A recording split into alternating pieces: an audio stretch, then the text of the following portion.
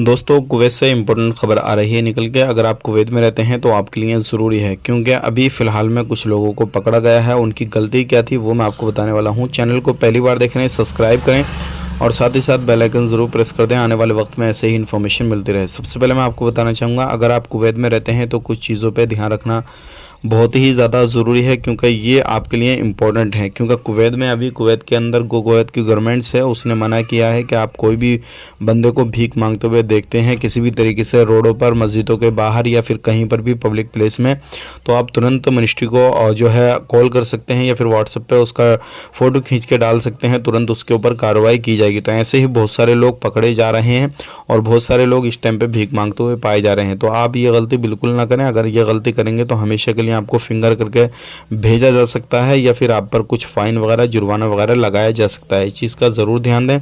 बात कर लेते हैं यहाँ पे उन लोगों के हवाले से जो लोग इलीगल हैं कुवैत के अंदर, तो छूट का इंतज़ार कर रहे थे।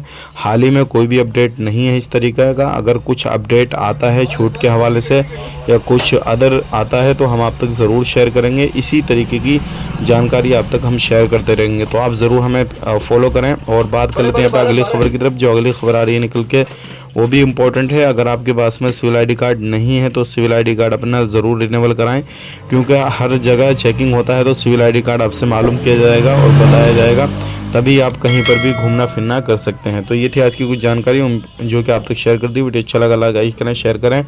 आप अपना ख्याल रखें, अपनी फैमिली वालों का ख्याल रखें। Take care, bye bye.